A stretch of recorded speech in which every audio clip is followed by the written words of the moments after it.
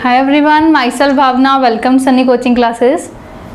जो स्टूडेंट्स अपना ड्रीम बना के बैठे हैं कि वो PAU पंजाब एग्रीकल्चर यूनिवर्सिटी से अपनी ग्रेजुएशन करना चाहते हैं, तो ये वीडियो आपके लिए ही है, आप ज़रूर ध्यान से देखिए।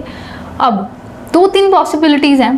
फर्स्ट पॉसिबिलिटी ये हो सकती है कि आप अपनी 11th क्लास में हैं, सेकेंड पॉसिबिलिटी आप 12th क्लास में हैं, थर्ड पॉसिबिलिटी आपने अपनी +2 बोर्ड कंप्लीट कर लिया है और दिस ईयर आपने एग्ज़ाम दिया भी था पर आपका रैंक उसमें पीछे है और आपको आपका डिज़ायर्ड कोर्स नहीं मिल रहा। तो तीनों टाइप के स्टूडेंट्स के लिए ही ये वीडियो हेल्पफुल है। तो स्टार्ट करते हैं वीडियो, लेट्स स्टार्ट।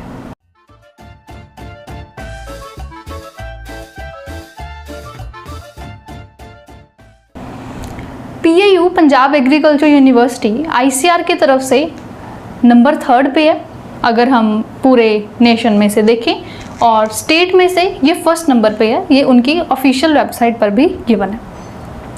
तो स्टेट की नंबर 1 यूनिवर्सिटी है ये PAU, जो कि लुधियाना में सिचुएटेड है। यहाँ पर 12th के बाद आपके पास सबसे जो मेन एंट्रेंस टेस्ट है वो है CET कॉमन एंट्रेंस टेस्ट, जिसको क्वालिफाई करके आप BSc honours agriculture, horticulture, BTech biotechnology, food technology, agri business management हो गया, इसके अलावा डायटेटिक्स का कोर्स हो गया, एग्रीकल्चरल इंजीनियरिंग का कोर्स हो गया। इन कोर्सेज में जो इंटीग्रेटेड कोर्सेज भी हैं और भी बहुत सारे कोर्सेज हैं, ऐसे कोर्सेज में एडमिशन्स ले सकते हैं। इन्हीं का एक दूसरा एंट्रेंस टेस्ट भी है सेम 12th के बाद वाले स्टूडेंट्स के लिए, PAU BSCT Ballowal Saunkhri entrance test.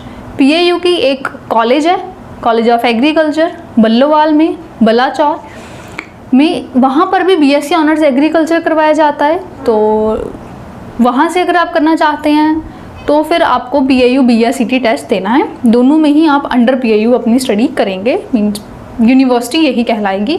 फ़र्क इतना है कि CET के अंडर आप लुधियाना कैंपस में पढ़ेंगे, BSCT के अंदर आप कॉलेज ऑफ एग्रीकल्चर जो बल्लोवाल में है वहाँ पर पढ़ेंगे। वहाँ पर सिर्फ BSc ऑनर्स एग्रीकल्चर है, यहाँ पर एग्रीकल्चर के अलावा जैसे मैंने टेस्ट बताए वो भी अवेलेबल हैं।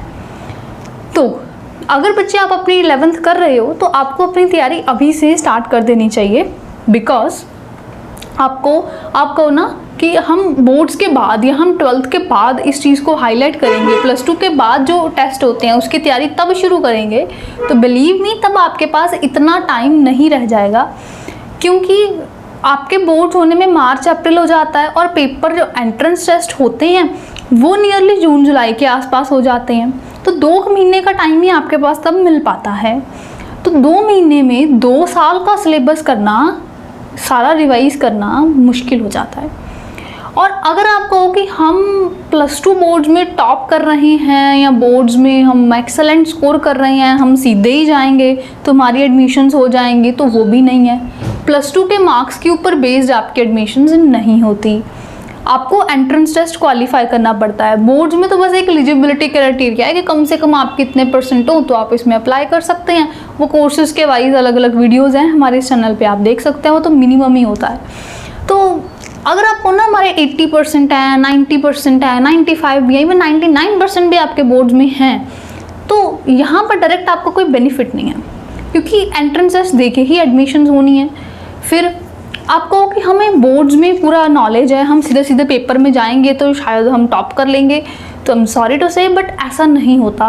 बोर्ड्स में जो लेवल होता है और एंट्रेंस में जो लेवल होता है उसका काफ़ी डिफरेंस आ जाता है। बोर्ड्स में स्टूडेंट की किसी और पावर को टेस्ट किया जाता है कि हाँ सब्जेक्टिव नॉलेज बच्चे को है कि नहीं, थोड़ा पता है उस चीज़ के बारे में कि नहीं, लिखने का स्टाइल कैसा है, बहुत चीज़ें मैटर करती हैं। बट एंट्रेंस टेस्ट में ऑब्जेक्टिव्स बदल जाते हैं। यहाँ पर हम कंसेप्ट क्लैरिटी के ऊपर ज़्यादा जोर देते हैं, यहाँ पर हम लिखने पे स्ट्रेस नहीं देते, मतलब हम राइटिंग इन द सेंस कि कंटेंट लिखा क्या है उस चीज़ पे फोकस नहीं करते। हम कहते हैं ये पॉइंट बच्चे को पता है कि नहीं, इस टॉपिक से ये चीज़ पता है कि नहीं। तो बोर्ड्स की तैयारी और एंट्रेंस की तैयारी अलग अलग होती है। आप सिर्फ बोर्ड्स करके यहाँ पे नहीं जा सकते, आप दोनों करके अगर जाओगे तो आप बहुत अच्छा स्कोर कर सकते हो। तो it would be much better कि आप अपनी स्कूलिंग के साथ साथ ही एंट्रेंस की प्रिपरेशन स्टार्ट कर दीजिए। आप कहोगे कि बोर्ड्स में भी तो ऑब्जेक्टिव पेपर होता ही है, बोर्ड्स में भी तो कुछ MCQs आते ही हैं, बट हमने ना इसी चैनल पे वीडियोस डाली हुई हैं जो बच्चे अच्छा स्कोर करते हैं एंट्रेंसेस में उनकी, तो आप खुद उनके रिव्यूज़ देखना। वो खुद भी ये चीज़ बताते हैं कि भाई बोर्ड्स में जो ऑब्जेक्टिव क्वेश्चंस भी हैं, एमसीक्यूज़ भी हैं, और जो एंट्रेंस में आते हैं वो टोटली डिफरेंट होते हैं। लेवल का बहुत ज़्यादा फ़र्क आ जाता है। वैसे भी बोर्ड सब्जेक्टिव है, ये ऑब्जेक्टिव है। बोर्ड्स में नेगेटिव मार्किंग नहीं होती, यहाँ पर नेगेटिव मार्किंग होती है। तो आई होप आपको बोर्ड्स में और एंट्रेंसेस में एक जो क्लियर कट डिफरेंस है थोड़ा वो माइंड में आ गया कि भाई हाँ, बोर्ड्स के साथ आपको तैयारी करनी पड़ेगी, एग्ज़ाम ओरिएंटेड वे में करनी पड़ेगी, तब आप अच्छा स्कोर कर पाएंगे इन एंट्रेंस टेस्ट में। अब ठीक है, बोर्ड्स वाले बच्चों को पता चल गया कि हमें +1 या +2 के साथ साथ ही तैयारी अपनी शुरू करनी होगी, तब वो अच्छा स्कोर कर पाएंगे। अब दूसरे बच्चों की बात कर लेते हैं।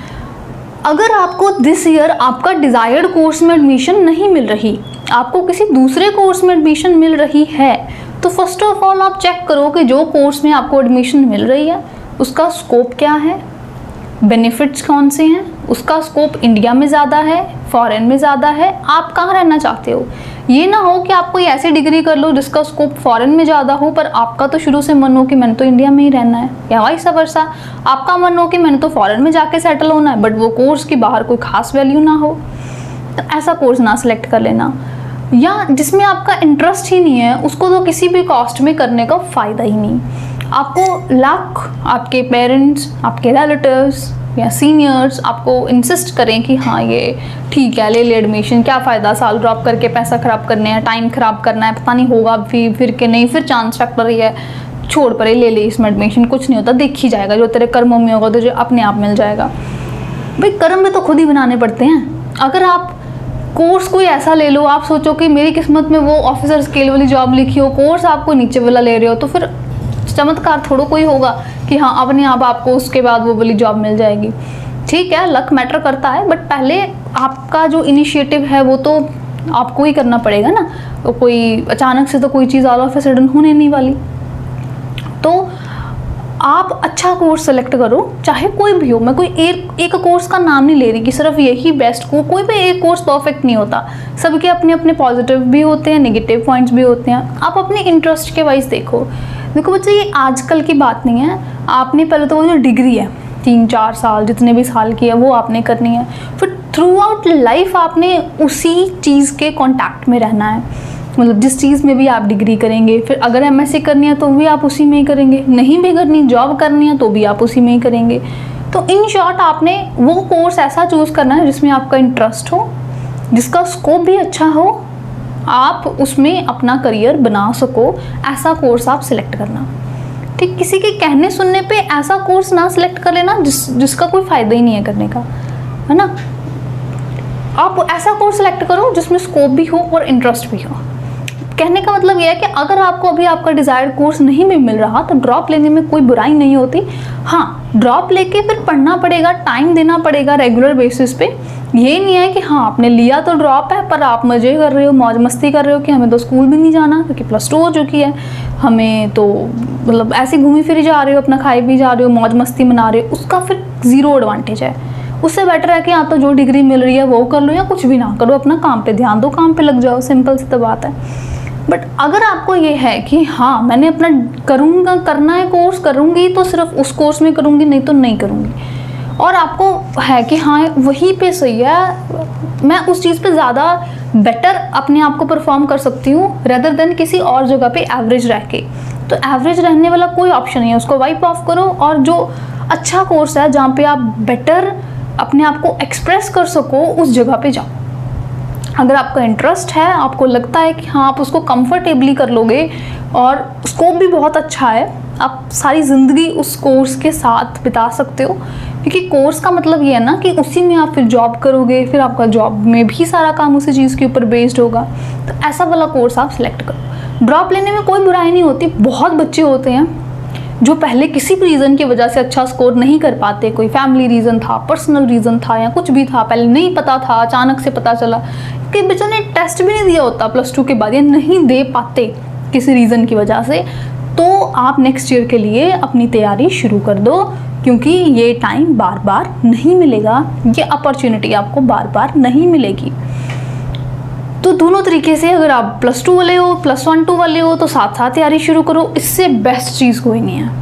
अगर आप +1-2 के साथ साथ तैयारी करते हो तो एक तरफ आपके बोर्ड्स हुए, दूसरी तरफ आपने रिवाइज किया है, एंट्रेंस दोगे वो क्लियर, उधर आपको सीट मिल गई, है ना। पर +2 कर भी लिया, पहले नहीं पता था या नहीं अच्छा स्कोर आया, अब अच्छा कोर्स नहीं मिल रहा तो ड्रॉप लेके तैयारी करो, कोई बात नहीं। आपके पास पूरा साल है, आपने तो कहीं आना जाना भी नहीं, कोई स्कूल नहीं, कुछ नहीं, कोई टाइम वेस्ट नहीं आपका।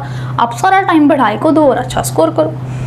सनी कोचिंग क्लासेस में हमारे पास स्पेशल बैचेस अवेलेबल हैं। हम एक न्यू एनुअल कोर्स जो है वो स्टार्ट कर रहे हैं फॉर द सेशन, और इसमें हम बिल्कुल बेसिक लेवल से एडवांस लेवल तक कराएंगे।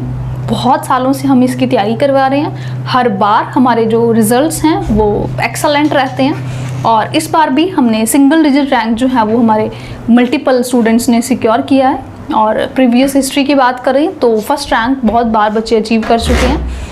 तो अगर आप हमारे साथ ज्वाइन करते हैं तो आपको भी वो एक्सपीरियंसेस जानने को मिलेंगे जिनको फॉलो करके टॉपर्स हर बार अच्छे अच्छे रैंक्स जो हैं वो लेके आते हैं। हर मंडे आपका टेस्ट होता है, जो भी पूरे वीक में करवाया जाएगा। Every Monday there will be a test, और उसी में से होगा जो आपको करवाया गया। आपको पता चलता रहेगा क्या मेरे पॉजिटिव्स हैं, क्या नेगेटिव्स हैं, कहाँ मैं आगे अच्छा कर सकती हूँ और कहाँ पर मैं पीछे रह रहा हूँ। तो दोनों तरीके से आपको पता चल जाएंगे। हमें भी पता चलेगा आपका क्या टेस्ट स्कोर है, उस हिसाब से आपको अगली बार तैयारी करवाई जाएगी। एक साल में मिनिमम 2 बार आपका +1 +2 का पूरा सिलेबस करवाया जाएगा। चाहे कोई पार्ट रिड्यूस्ड है आपके स्कूल में, कट है, नहीं आना, यहाँ पे सारा करवाया जाएगा क्योंकि एंट्रेंसेस में सारा आता है। एनसीईआरटी के साथ साथ आउट ऑफ एनसीईआरटी भी करवाई जाएगी, क्योंकि पेपर में एंट्रेंसेस में एनसीईआरटी आउट ऑफ एनसीईआरटी दोनों में से आता है, रिड्यूस्ड पोर्शन में से भी आता है। तो दोनों की आपको तैयारी कराई जाएगी। बेसिक टू एडवांस लेवल पे लेके जाया जाएगा। आपको कोई डाउट है, ऑनलाइन भी मोड है, लाइव क्लासेस हैं, क्लासेस में समझ सकते हैं। Out of class time WhatsApp पे मैसेज करके पूछ सकते हैं। आपको कभी भी ये फील नहीं होगा कि हम टीचर के साथ कनेक्टेड नहीं हैं। टीचर्स बहुत कोऑपरेटिव हैं, एक्सपर्ट हैं। आपको आपके लेवल के अकॉर्डिंगली तैयारी जो है वो करवाई जाएगी। एनुअल कोर्सेज में मिनिमल स्टूडेंट्स का बैच होता है, स्मॉल बैच साइज है, आप आराम से अपने डाउट क्लियरेंस कर पाएंगे। पूरा साल का कोर्स है, नेक्स्ट ईयर इन्हीं दिनों तक ये कोर्स चलेगा आपका, क्योंकि बीएससी जैसे आपके जो एंट्रेंसेस हैं वो इसमें कवर किए जाएंगे, मेनली पीएयू, सीटी, बीएससीटी और इसके रिलेटेड जो कोर्सेज होते हैं। तो आप हमें ज्वाइन कर सकते हैं इस डिस्प्लेड नंबर पर कॉन्टैक्ट करके। कोई भी डाउट है तो इस नंबर पर कॉन्टैक्ट कर लीजिए। एनुअल कोर्सेज के रिगार्डिंग कॉल या व्हाट्सएप पर आप कॉन्टैक्ट कर सकते हैं। आई होप ये आपको वीडियो हेल्पफुल रही। हम स्टडी मटेरियल भी आपको प्रोवाइड करेंगे, हमारा पोर्टल है, उसमें chapter wise theory and question सभी सब्जेक्ट्स के ऐड किए हैं। ये नहीं कि जो चैप्टर हम सिर्फ करवा रहे हैं आपके पास उसके नोट्स हैं, आपके पास पूरे सिलेबस के नोट्स हैं। आपको कोई भी चैप्टर जब मर्जी 24/7 आपके पास अवेलेबल हैं। आप कोई भी चैप्टर जब मर्जी खोल के पढ़ सकते हैं और डाउट्स टीचर से पूछ सकते हैं। तो यही रहेगा हमारा स्टाइल पढ़ाने का। और बाकी इस चैनल पे बहुत सारे वीडियोस हैं जिन बच्चों ने अच्छे अच्छे रिजल्ट्स लिए हैं, उनकी पोस्ट कर रहे हैं। दिस ईयर वालों के भी धीरे धीरे अपलोड करी जा रही हैं। तो आई होप ये वीडियो हेल्पफुल रही। मिलते हैं क्लासेस में। All the best, bye bye, good luck, see you.